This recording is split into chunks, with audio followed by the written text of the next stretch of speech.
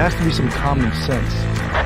Yes, sir. They have the car stopped at 10th and Ranch, Michael Byler. We still don't know who pulled the trigger.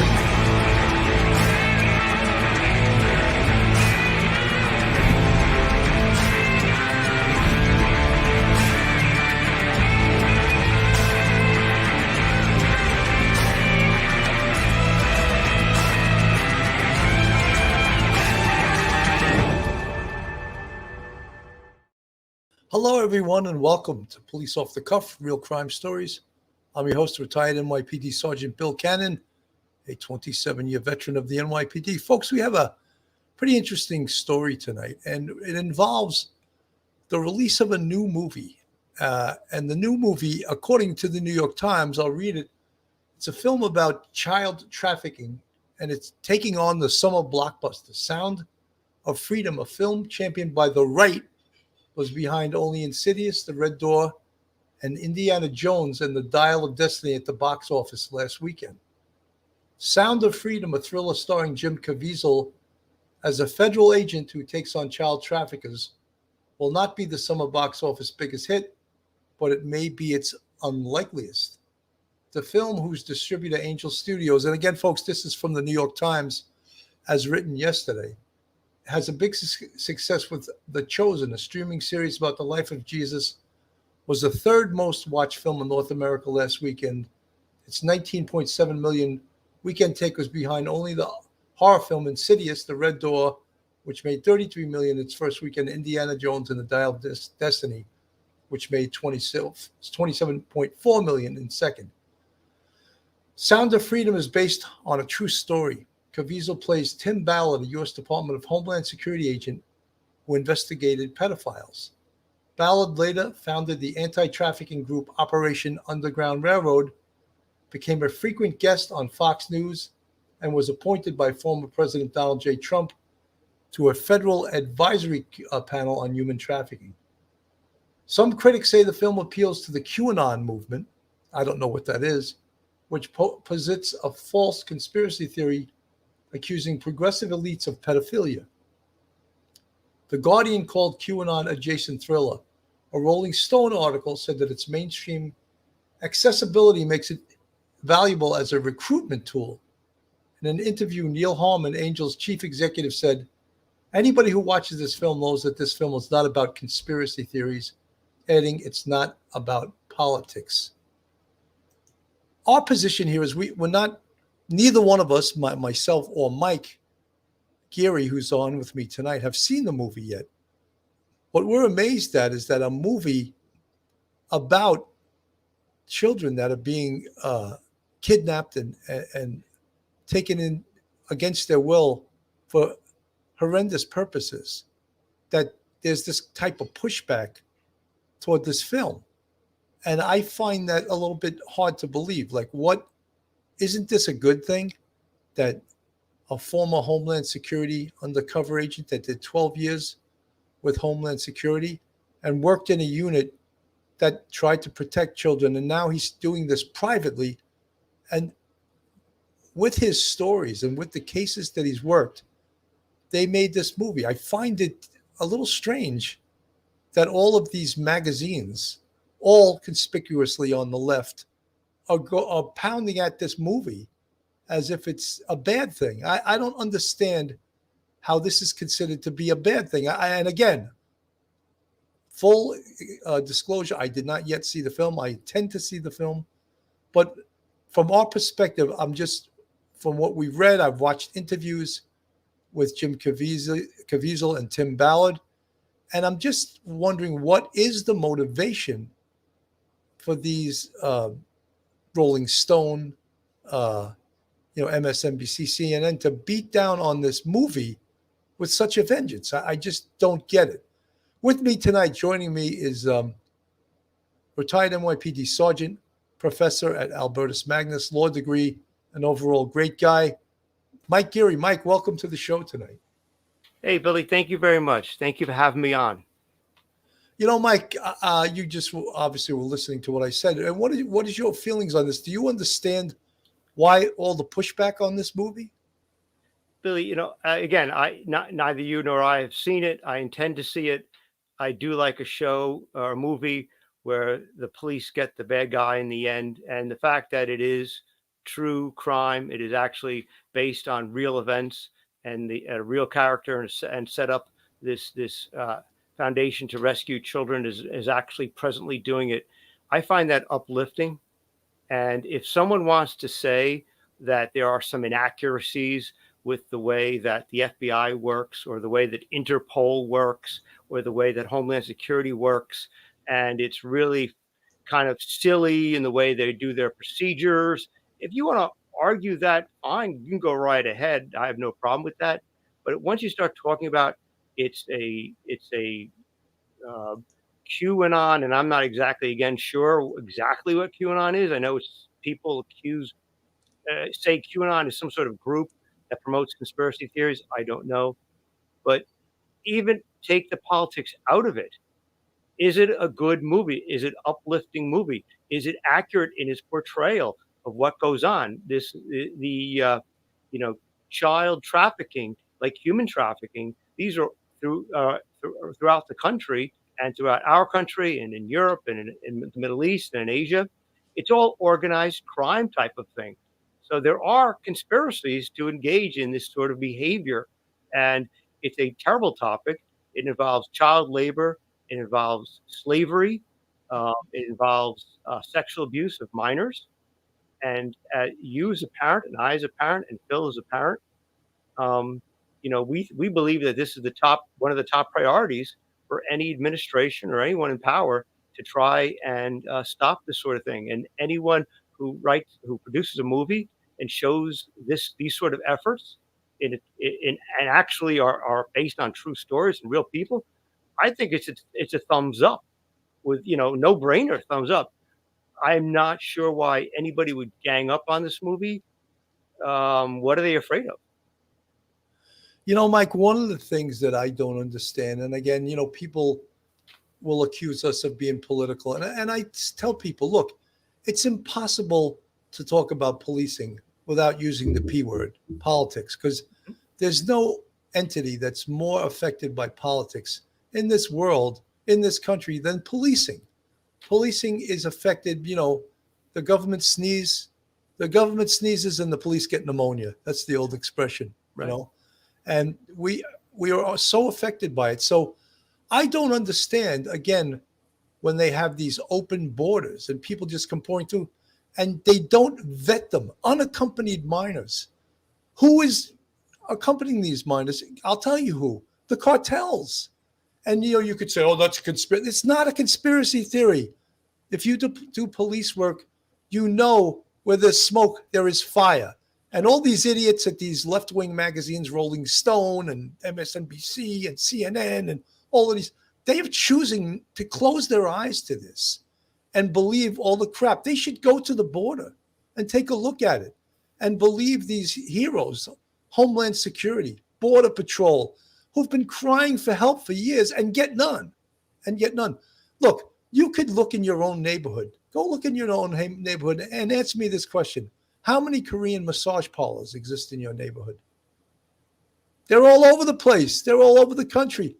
That's a form of human trafficking. Sure. Do you think these women that are working there came here voluntarily? That is absolutely a form of human trafficking. I want to play a little piece from Fox News, and they're going to do a little interview in regards to this film.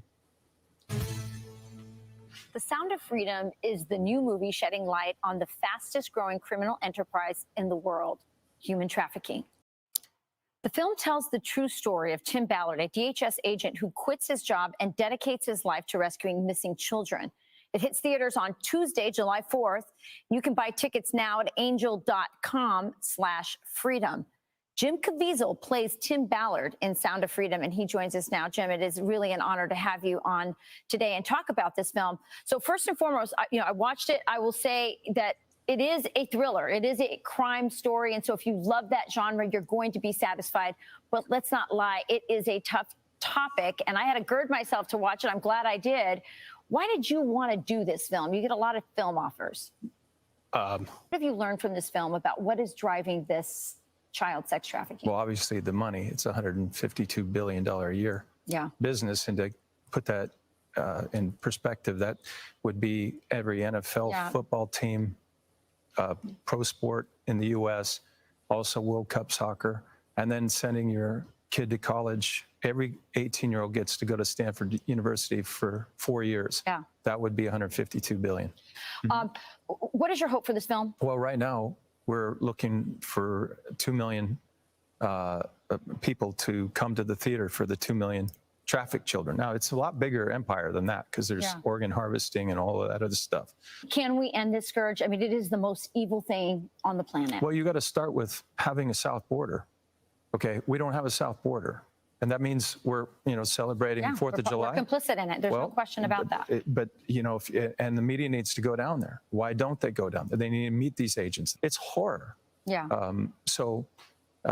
Hopefully that'll occur, but the politicians aren't going to move until the people move. Right. And I think that's what this film is about. And God bless you for doing this film. I hope people watch it. I love that you decided to premiere it on July 4th. I hope it is a Freedom Day in terms of awareness for all the children who are caught in this awful, awful world. I just want to say this is an inspiring film.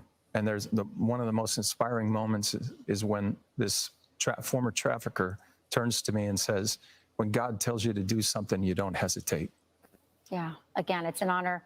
God bless you. God bless Tim Ballard and all those who go and rescue those children. And I hope people meet that challenge of 2 million pre-ticket sales. This is an important, probably the most important. I'd just like to shout out to all my brothers out there that helped me, SEAL brothers that helped me, look the part.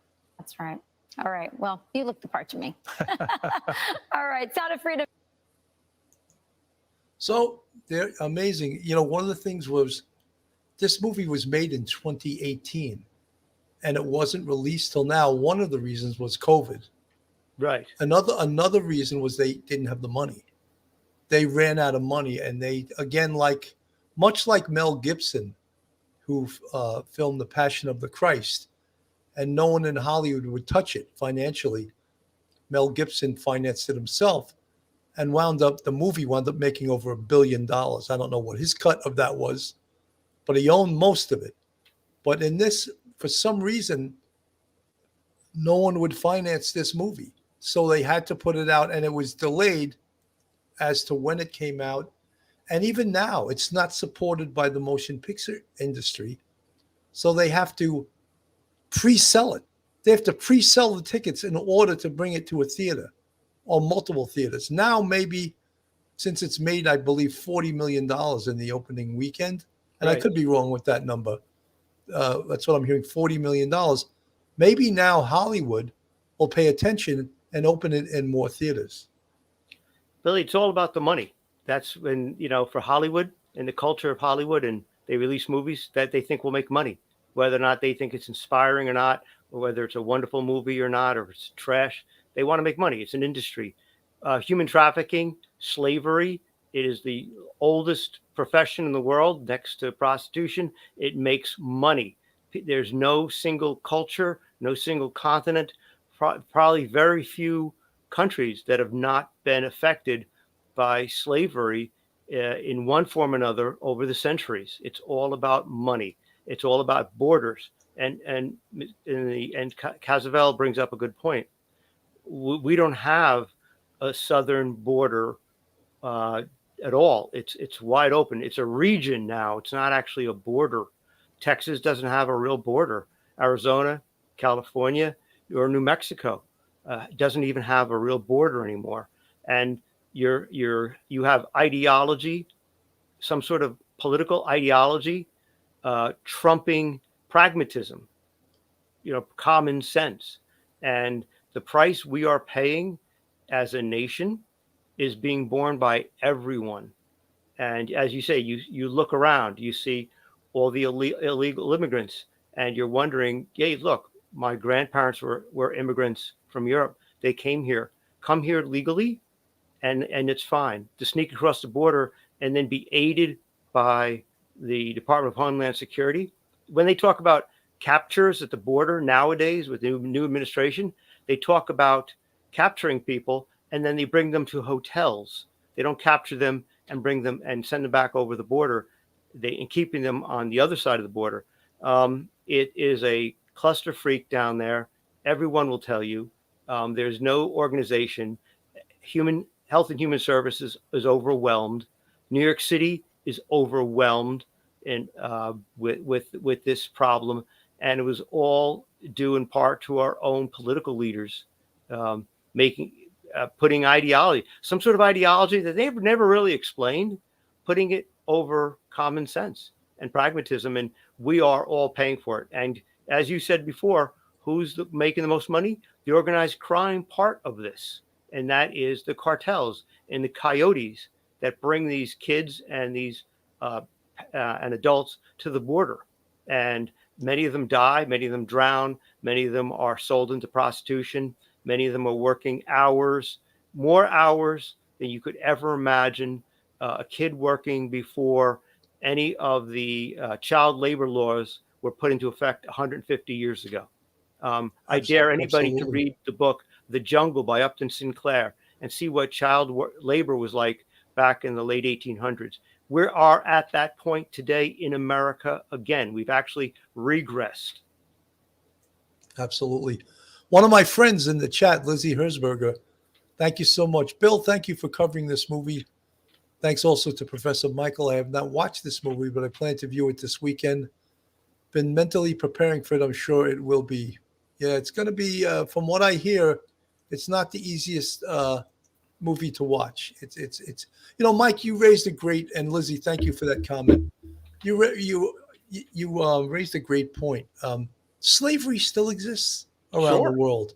They talk about those cobalt mines, that the chemicals are used in the batteries that now are propelling electrical cars that are so carbon neutral, right? Allegedly. People are dying, digging in these mines. And then you see these elites, like, I don't know if you watched the Golden Globes where Richie Gervais went off on Hollywood. A couple of years ago, like 2 years ago? A couple of years ago, it was unbelievable. And specifically Tim Cook from Apple. He said something to him, this kid's making 2 cents an hour. I don't remember exactly what he said, but these people have to be put under a spotlight because they're all full of shit. They really are, like who's making all these chemicals? I guess it's for China, who in turn are making these batteries, who in turn are importing the chemicals to Mexico that makes fentanyl that are overdosing American kids. All of this stuff is interconnected. And then these mainstream media people have the balls to act like this movie is a right-wing conspiracy. I mean, I find that so atrocious. Billy, you're right. Place even in Afghanistan, I remember hearing before we actually left in 2021 that China immediately signed a deal with the existing Taliban government to set up mines in Afghanistan, because Afghanistan has certain chemicals that are needed for battery production. I'm not sure which ones, but it's just remarkable how quickly nations can react, and people are going to make money off of this Chinese government. Business owners that are allied with the Chinese government are in favor of the Chinese government. We have Elon Musk talking about upholding Chinese values because he has a car production company, Tesla, in China. So it's you want to talk about conspiracy. There's many forms of conspiracies. Remember, a conspiracy under the penal code, it only takes two people to have a conspiracy. And once you have, and so therefore, in this kind of situation, businesses competing with each other, businesses allying themselves with each other to make money. It's all about making money. And if it's batteries, production of batteries for electric cars, or if it's the sex trade, or if it's having children working the midnight to 8 shift in some pretzel factory in the Midwest, that sort of thing, people will do it. They'll do it because they're making money. Our own government doesn't even allocate the resources to track these kids down. These children are being placed in sponsors, and nobody actually follows up on these sponsors. These sponsors can be taking these children and selling them off as prostitutes. And the Department of Homeland Security, Health and Hospitals, HHS, Health and Human Services, and the states they don't have the resources to do it. We shot ourselves in the foot. We exacerbated a small problem and allowed it to become a festering cancer in our nation. And we're paying the price. And honestly, the children are paying the price. They're the ones being abused. And perhaps many of them have gone missing. We don't even know where they are. Nobody knows where they are. It's terrible. Absolutely. Lizzie Herzberger, thank you so much for your generosity for $49.99 super sticker. For you guys that don't know Lizzie Herzberger, she has a book called Behind the Blue Curtain, which talks about her life in Amish country and about how she was the victim of something similar to this. Yes. A sexual abuse in a different form than being trafficked, but nonetheless the same type of thing. Lizzie Herzberger, thank you so much. Really appreciate it. You know, guys, this is like, even with, this is risky for us to do. Charisma, thank you so much for the $2 super sticker. Very much appreciated. This is, doing this topic, you know, there's a good chance that YouTube will demonetize us and not share it out there because the political topic of this. But I think this topic needs to be covered. So I was willing to take my chances with young Michael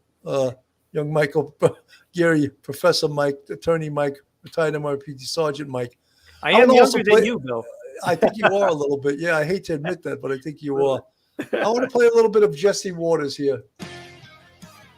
On July 4th, the #1 movie in America wasn't Indiana Jones. Disney spent $300 million resurrecting Harrison Ford and releasing the summer blockbuster. But there's another movie dominating the box office. It's called The Sound of Freedom, and it beat Indiana Jones on opening day.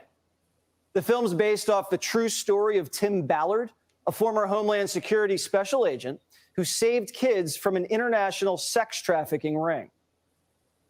So you quit your job and you go and rescue those kids. This movie zeroes in on the multi-billion-dollar human trafficking industry and honors a hero, someone who saved children from sex slavery. But to the media, this person isn't a hero. Someone who rescues kids from pedophiles is a villain. These films are created out of moral panics. They're created out of bogus statistics.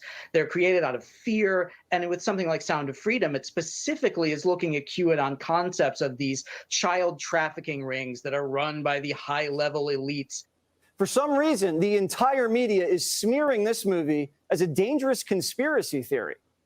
The press is saying that the star, Jim Caviezel, is a QAnon guy. And Jim plays Tim Ballard, which is strange because just a few years ago, the same media was celebrating Tim Ballard's heroics. Watch. Tim Ballard has one mission: to track down child traffickers.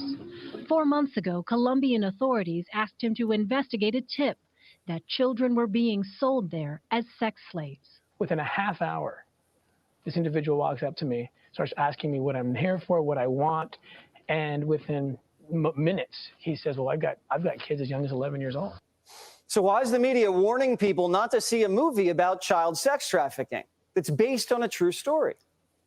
Well, the Spear Fund founder, Tim Ballard, joins me now. So, Tim, why is the media hating this movie? You know, I can't understand it. The film was made, produced, written like 5 years. Talk about why these same publications are pushing an agenda to change the word pedophile to minor attracted persons in order to normalize sexual activity with children. I think that's what they're trying to avoid. And they know this film's going to shine a light on all of the things, all the atrocities happening to children. And so they have to discredit it by lying about it. So what would their motivation be to discredit a movie that's trying to shine a spotlight? Amazing. Just amazing. You know, one of the things I just want to bring up too, because conversely, when you talk about Rolling Stone and CNN and MSNBC, not a single one of them laid a glove on Harvey Weinstein. No, never. They never. It was known in Hollywood for years that he was raping people, that he was a sexual abuser, and none of those leftist organizations laid a glove on Harvey Weinstein, and he's in prison for the rest of his life now. And yeah, Billy, they knew about. Was that a conspiracy that they went after Harvey Weinstein? It's a conspiracy of silence. They did the same thing with Bill Cosby for 30 years. It was conspiracy of silence. Um, the Jeffrey Epstein debacle, you know, we've had so many secret documents spilled out over the course of, years and years when it comes to from the Pentagon Papers to Hunter Biden's laptop, different administrations, different political parties, different parties controlling Congress and the presidency, all kinds of things leak out. What hasn't leaked out? The list of people who Jeffrey Epstein had on his island. We know if we have rumors about a few, but the rest of them we haven't. That's a conspiracy of silence too, because there's probably a lot of people from Fortune 500 companies, politicians, people connected with politicians, and maybe people who run companies who fund politicians. They don't want to know, but that's like the most amazing thing is that the list of customers of Harvey Weinstein, of Jeffrey Epstein's, is still, after all these years, not made public. That's pathetic. Absolutely. While yet still today, thank you very much for the $5 super sticker. A big statistic that they cited was, I think it was 85,000 unaccompanied minors came across the border. How is that allowed? I mean, I just don't get that. Like, how about also, first of all, it's what's going on at the border is illegal.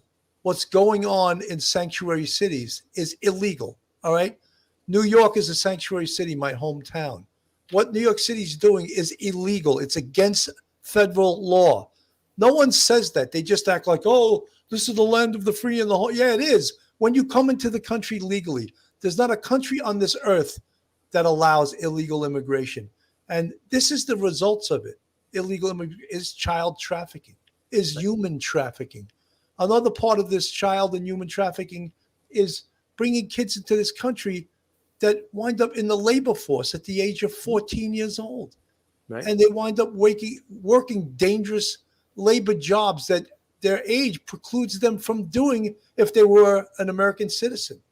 So who's behind this then? Oh, is this a vast right-wing conspiracy that these young kids are being used as to work these hardcore construction jobs? I'm sure tremendously underpaid. What do you think, Mike?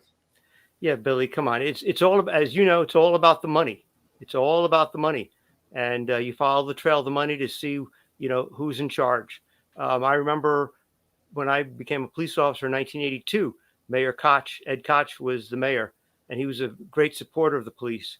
And anytime you arrested someone in the Bronx, I was in the 4-6. Anytime you arrested someone in the Bronx, and you found out that they were not a legal citizen or a legal immigrant, we called immediately. We called, not Homeland Security, Immigration and Naturalization Service, and we gave them our name, we gave them the arrest number, and we gave them the location where the perpetrator is going to be housed and where they're going to be, seen in night court, that sort of thing. So there was coordination between federal and local efforts.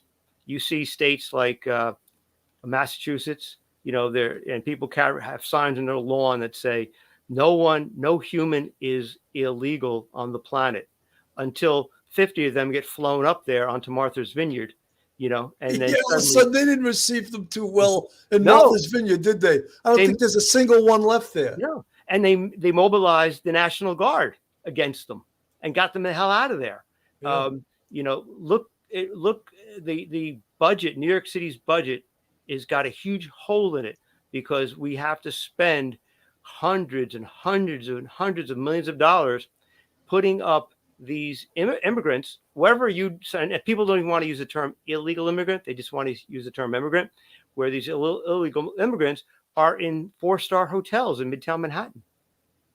And you, the taxpayer, is every day you're paying for their room in that hotel that you probably would have difficulty paying for yourself on your credit card, and they're being housed there day in, day out. And because of these vacuous, idiotic, bizarre, ideological choices, the taxpayers left holding the bag, and our cities and our streets are unsafe, and we have a real dynamic culture war going on. We see this in Europe.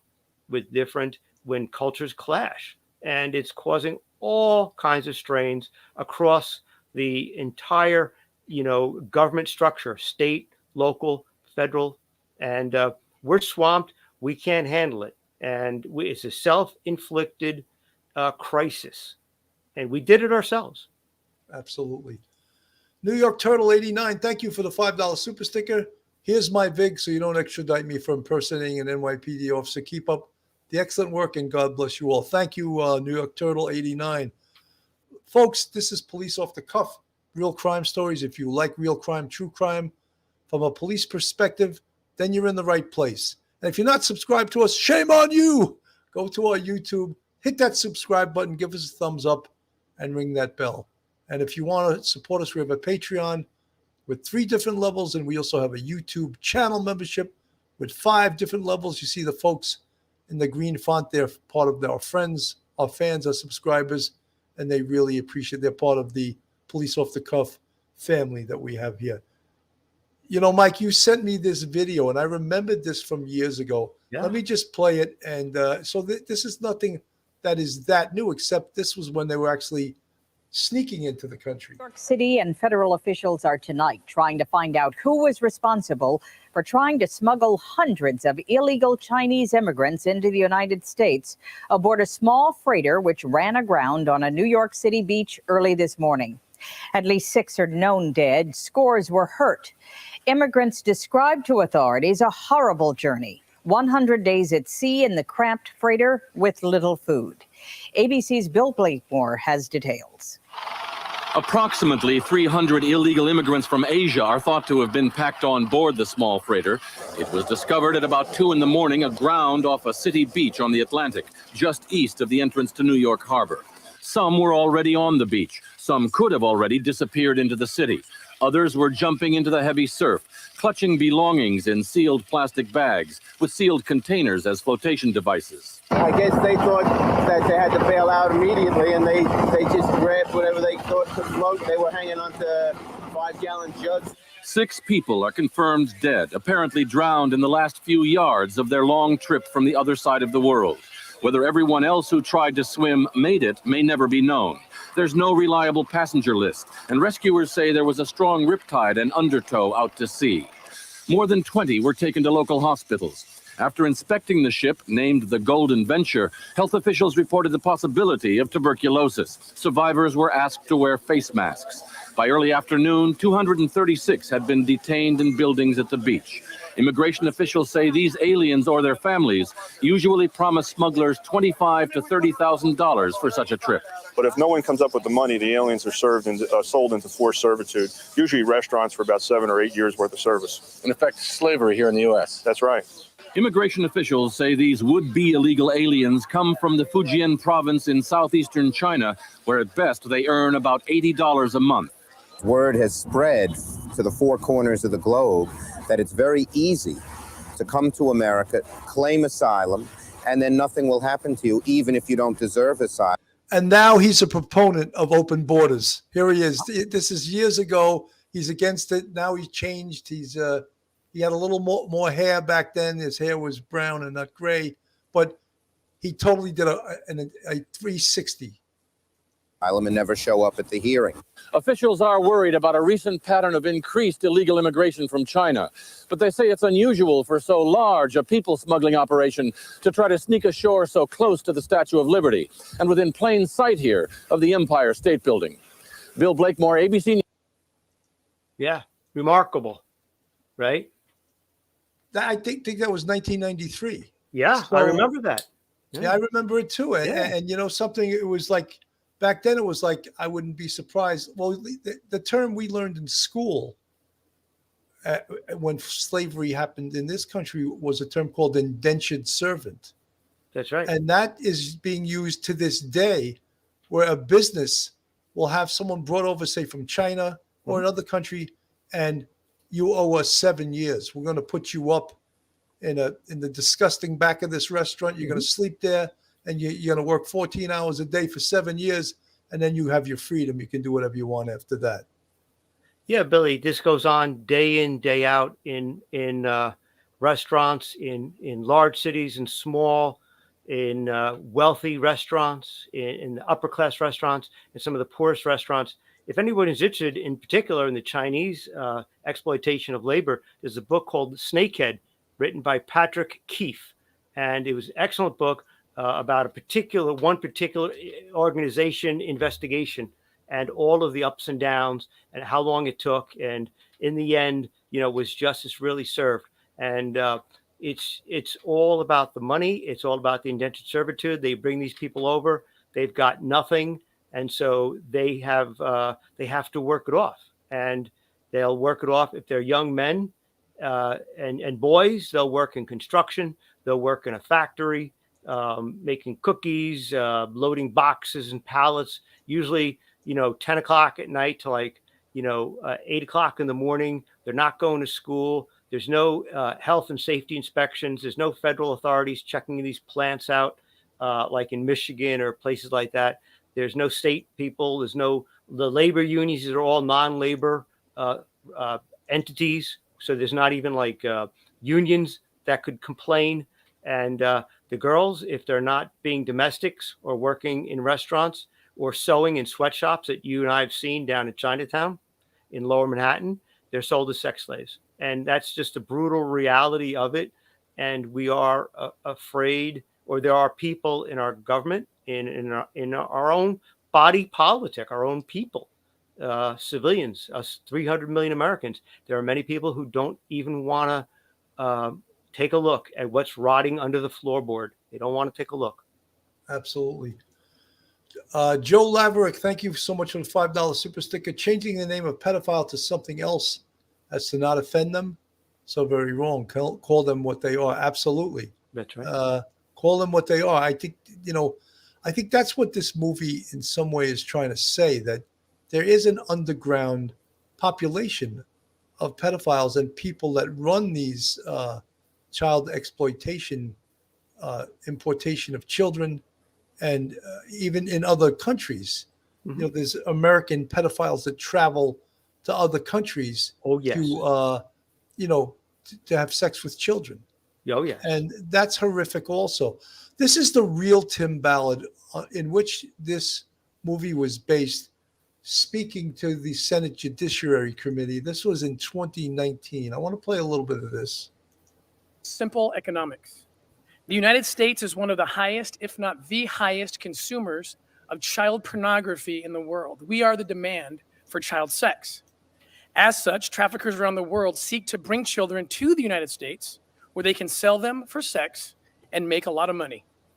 My number one personal and professional goal has been to keep these children out of the hands of these sick American pedophiles. I want to share one case in which we failed to do this.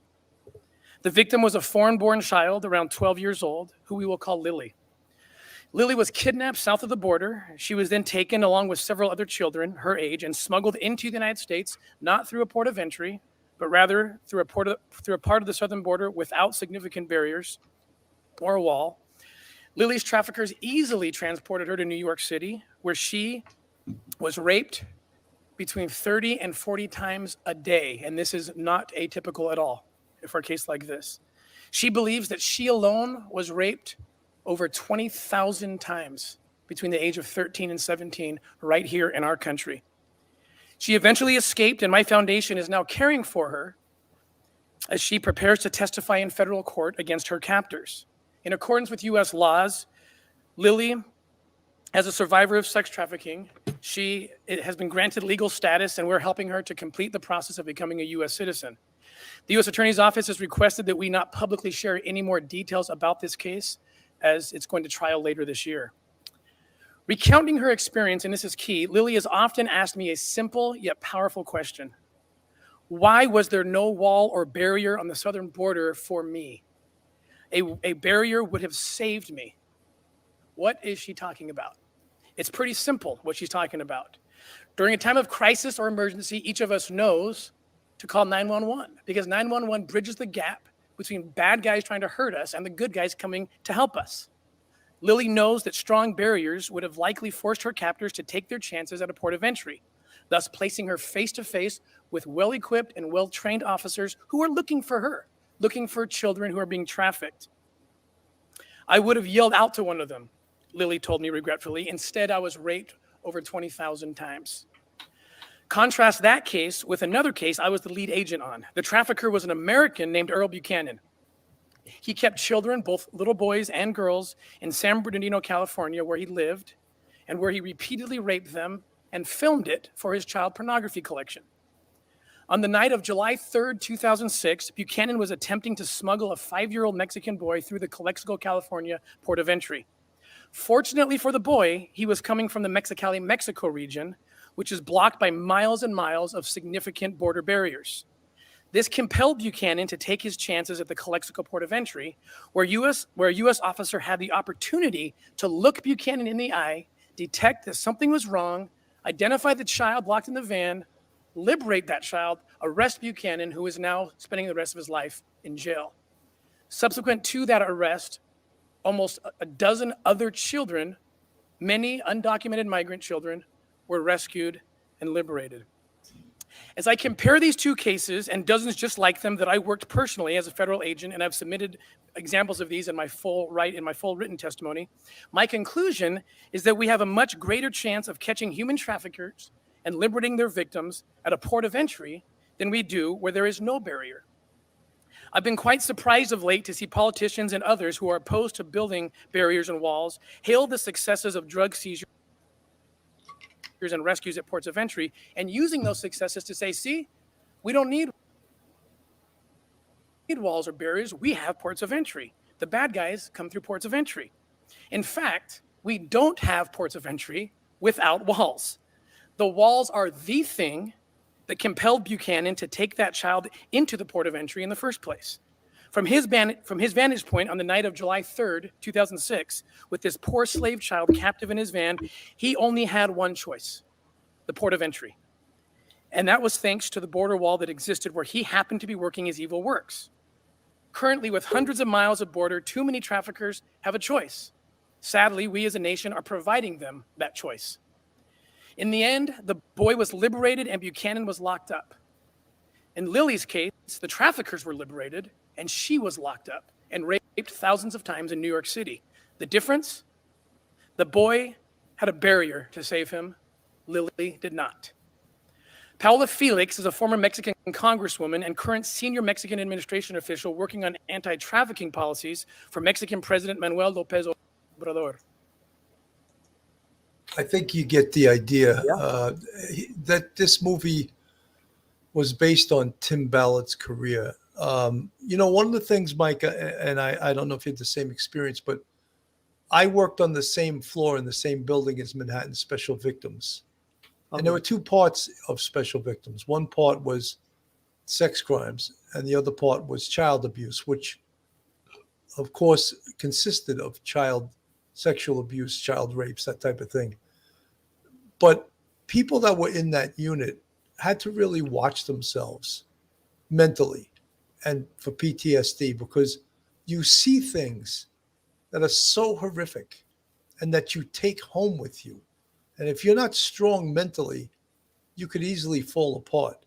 And I watched Tim Ballard talk about some of the things that he's witnessed and some of the things that he had to do per his investigative resources and the things he had to watch and look at in order to be able to become an expert and testify against some of these pedophile rings.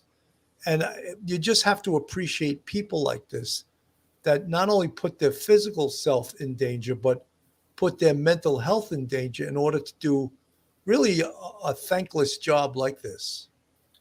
Yeah, Billy, I worked in the 4-6 and you worked in Manhattan and different precincts, and you know what the average law enforcement officer in uniform, what they witness in terms of adult abuse, elder abuse, and child abuse. The only time over the course of my 20 years, the only time I ever had nightmares, and I had many of them, was in regards to children being raped and killed, and sexually and physically and emotionally abused. I never had a nightmare about the gang violence or the bodies I saw on the street, that sort of thing at 3:00 in the morning. All I had nightmares about was this children that I saw and the children that I had to take from their parents, bring them to the hospital, get the medical treatment, and then find out 72 hours later that the parents got the children back. And that hurts. And I can't even imagine doing that day in, day out as a SVU detective. You got to have a lot of access to some good counseling services and be able to talk to people about it, because this stuff could eat you up. And absolutely, that's a tough unit to be in. Absolutely. Mike, I want to give the other side a little bit of equal time. This is what Rolling Stone wrote about this movie.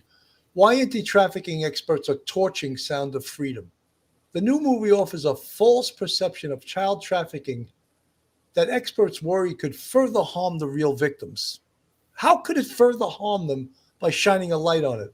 When Sound of Freedom, the new Jim Caviezel thriller about child trafficking, was released in theaters last week, it garnered mixed reviews, to say the least. The movie, with its central narrative about a former Homeland Security agent, Caviezel plays him, embarking on a high-stakes mission to rescue children from a Colombian trafficking ring, has drawn criticism for its self-serious tone, I don't know what that means, its star promotion of conspiracy theories, and its dubious source material. Caviezel plays a fictionalized version of Tim Ballard, the founder of the anti-trafficking organization Operation Underground Railroad, which has been accused of embellishing some of its more extreme claims, which they have denied. I don't think you need to embellish these stories. I think they're horrific on their own merit. So, this is just absolute. Well, let me give them their chance to say what they're going to say. Such criticism hasn't stopped people from flocking to theaters. To date, Sound of Freedom has grossed $40 million at the box office, with many of its defenders framing it as yet another lightning rod in the culture wars and accusing mainstream theaters of suppressing the film. The CEO of AMC, for his part, has denied this, calling such rumors really bizarre. Yet one demographic has expressed concern about the film's tremendous popularity: the anti-child trafficking experts who Sound of Freedom is ostensibly about. I've literally been on 4 different group texts about the damn movie, said Erin Albright, an attorney who has worked in the anti-trafficking space for 15 years, including as a former fellow for the Department of Justice Anti-Trafficking Task Force. Albright says Sound of Freedom is grounded in the sensational perspective of what child trafficking would be, rather than reflecting its grim reality. I don't know. I don't know if this, and again, I cannot specifically speak to this because I have not seen the movie. However, from what I've watched interviews with Tim Ballard, Jim Caviezel. I believe they were both on Joe Rogan. Justin Peterson interviewed them, and it got millions of views. And they're sort of, when they hear about the Rolling Stones and the CNNs and the MSNBCs, what they're saying about this movie, they really just shake their head like, really? They don't believe this is true, like that we're making this up? I find that hard to believe. Yeah, Billy, the idea that the Ballard movie is actually portrays child pornography, child molestation, child sexual abuse, child kidnapping, child sex trafficking in a light that's terrible or dark. Well, no shit. I mean, what are we talking about here? How do you portray it any other way? And let's remember, you want to talk about conspiracy theories. Remember, conspiracy under the law is when 2 more people get together to hatch a plan to do something that's illegal. So obviously, when 2 or more people engage in sex trafficking, you have a customer, you have the pimp, you have the victim. That is a conspiracy. When this is done in a business-like manner, and I have no doubt that story about Lily is actually honest and probably absolutely authentic and probably accurate in the number of times that poor girl was violated. It's shocking she's actually still alive after that sort of treatment. And thank God she's alive. And she was able to testify, I'm sure, against her assailant and her kidnapper, her pimp. That is horrible. I would think that any efforts at all, so long as they're based in reality, a realistic story, is something that should be promoted and something that should be celebrated. Especially, remember, children and the elderly are the two most vulnerable populations in our country. You could elder abuse and child abuse is and the numbers are outstanding. People don't even have a clear idea of just how bad it is until you become a police officer and you see this sort of thing. You don't have a clue as to how bad the situation is. And Rolling Stone, I would imagine that's the kind of magazine that would actually try to get rid of the word pedophile and have us use child attracted or something like that. It just makes you wonder, why they're doing what they're doing. Why would you badmouth such a movie? And by badmouthing it, why would you then give tacit support to actually what is going on? It's remarkable. Folks, we're not pushing this movie to go see it. We're just talking about the topic of it, how it's a real issue in this country and how it is trying to shine a light on this human trafficking problem. And we could see it in our own town, our own cities. I mean, I dare any of you to go in, if you live in suburbia, drive around your town and tell me how many Korean massage parlors there are in your town. I've seen some in my town. And when the police close them down, they're open the next day. So it's just such a monumental problem. And I don't know how much the police get involved in the human trafficking element of it, but it's all over the place. How many people, are human trafficked as day laborers? Mm-hmm. We see day laborers all over the place, That's part of it. That's part of it also. And I mean, states like California that need more day laborers probably than any other state because they need people to pick the crops. Mm-hmm. Maybe they're part of this big problem. And well, I'm not going to just blame it on California, but they need a lot of this low cost labor. And that in itself also increases the amount of human trafficking that occurs. And the new word is not an illegal alien. The new word they're using is migrants. That's the new word. And who is potentially paying for this illegal immigration or migrant, whatever you want to call it? We are, the taxpayers. And we're paying for it in many different ways. And if you think that's okay, and that's probably a lot of people do think it's okay because no one's seems to be pushing back against the government as to why this is occurring, except Martha's Vineyard. Those poor immigrants did not last more than about an hour and a half before they were rounded up by the Massachusetts National Guard and flown the heck out of there. Yeah. The password was say "Pack my car in the garage." You can't say that. All right, you're out of here. That's it. It's all about the money.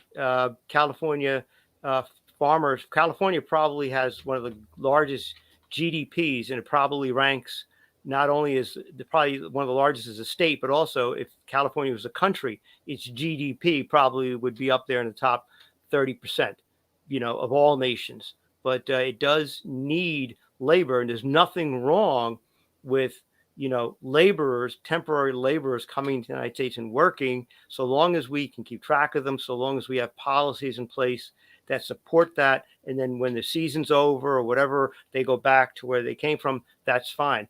We unfortunately have overwhelmed ourselves with our inaction on the border. We've caused this crisis. There was always a simmering crisis on the border from as far back as I can remember being a little boy. It's always been like that. And nobody's really looking to solve it at all. It's a political football that either side uses against the other, Democrats, Republicans alike. But from 2021, January of 2021 onwards, we've shot ourselves in the foot, and it is a self-inflicted wound that is totally unnecessary. And we were not prepared for it. We did it ourselves. and everyone's paying the price. Every single American is going to have their taxes increased. If you live in New York City, that sort of thing.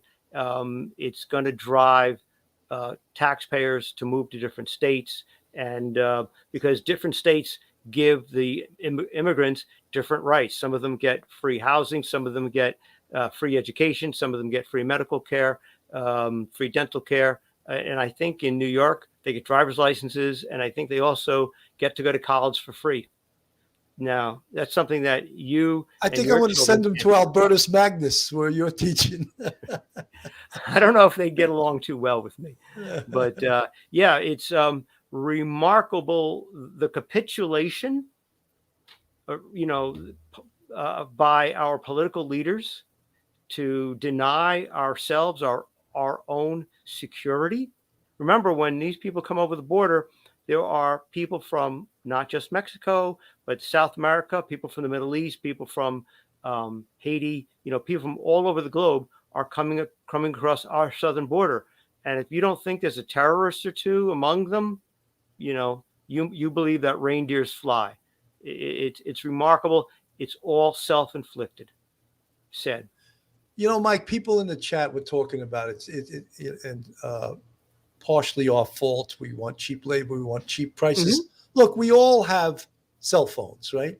Mm-hmm. Some of the batteries and that stuff made for that cell phone are made by child labor.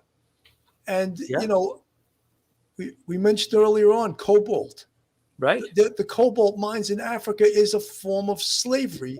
The hours and the pay that they receive is absolutely ridiculous. So, yes, we're all complicit in this, and I mentioned Ricky Gervais a couple of years ago with the Golden Globes, and, all of this, hypocrisy. These people, we want freedom, but they're willing to, enslave Nike. How about Nike? Right. Nike selling sneakers for $200, $300 and protesting everything in this country, but they're using child labor to make their product. Right. Nike has never produced, I don't think, a single shoe in America. It's always been made in Eastern Europe or in Asia. And if anyone thinks that the minerals for the batteries in the cobalt and stuff in Africa is done by, like people like United Mine Workers that have, a wage and health insurance and dental insurance. No, they're not the UAW, the United Auto Workers. They're not the Teamsters.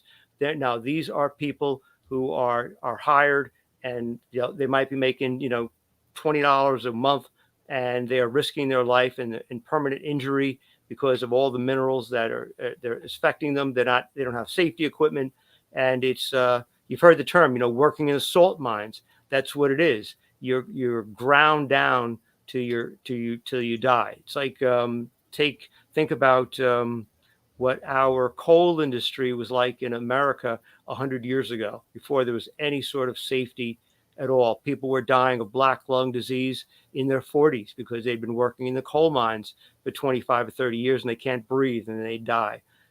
That's what it's like. And Ricky Gervais was right. The hypocrisy is amazing. We are, as the agent said before Congress, we are the biggest demand. We are the consumers of these services by these children. And so obviously there's going to be conspiracies and organized crime to get their product to the marketplace. And the product is children. And that's a real sad, commentary on the United States of America. Absolutely. Folks, if you're looking for a great defense attorney in the New York metropolitan area, then Joe Murray is your man. Joe's a retired NYPD police officer and a fabulous defense attorney. You can reach Joe on his cell phone at 718-514-3855. You can email him at joe@jmurray-law.com or go on his website, jmurray-law.com. Joe also happens to be a huge supporter of the Police Off the Cuff podcast, and we really appreciate everything he's done for this show.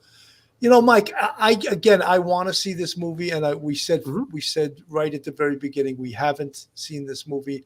I've watched several interviews with Tim Ballard, with Jim Caviezel, and we got a pretty good look. Years ago, the movie Taken a lot of people were shooken up by that, as could something like that actually Mhm. happen?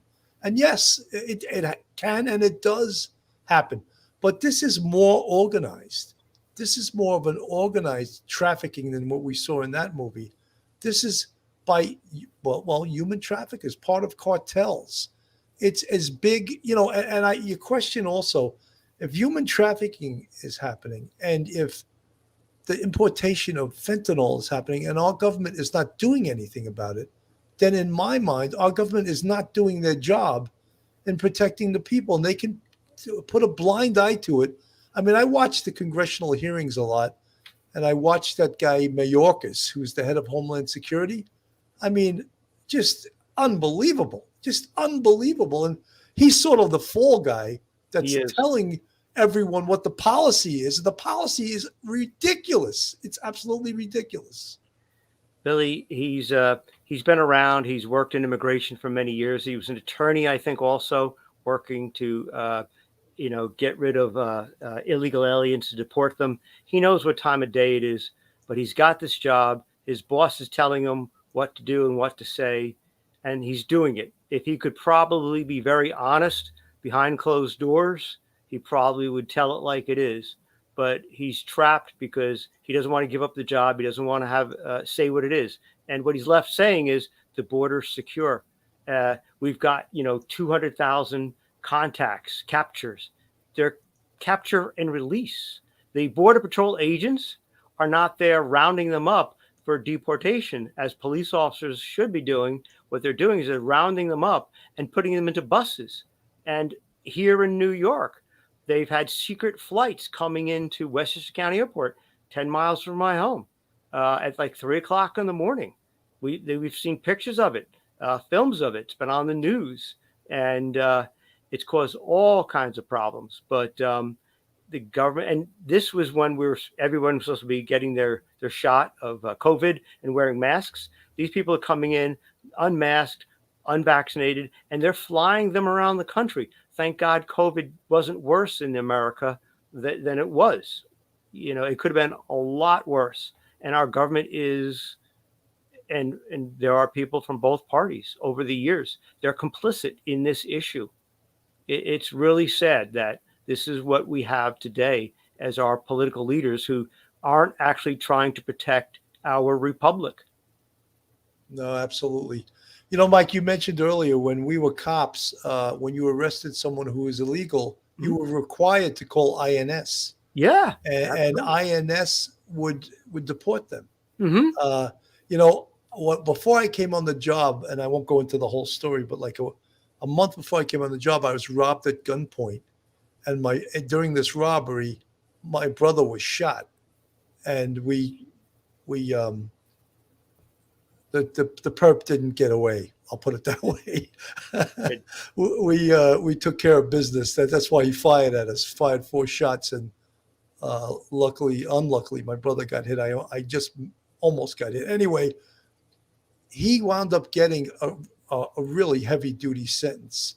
I think he got 18 to 36, and then he owed 10 on a murder that he did previously, and then he wound up doing like 28 years. And when he got out, I kept track of him because he was up in Sing Sing, and I called. That wasn't INS. What was it called back then?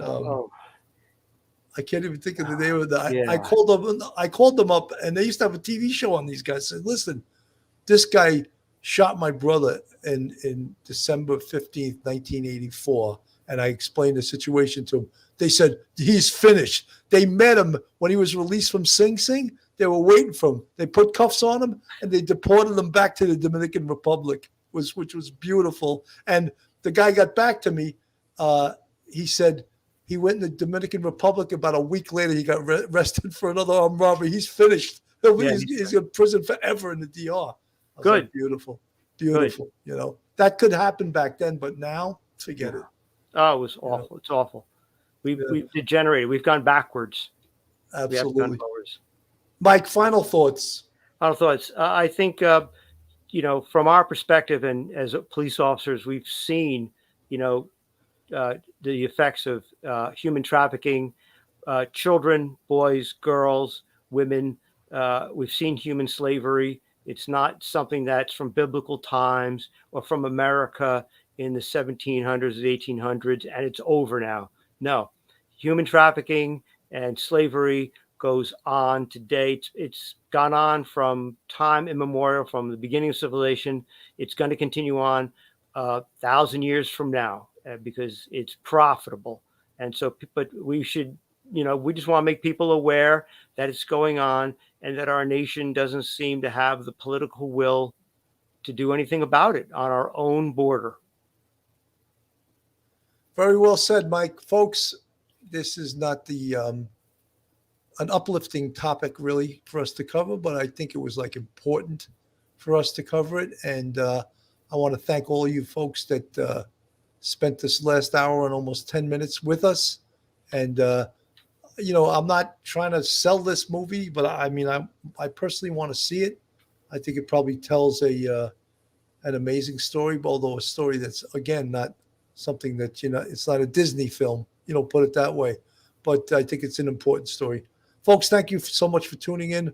Police Off the Cuff, Real Crime Stories. Have a great night. Good night, everyone. One episode just ain't enough.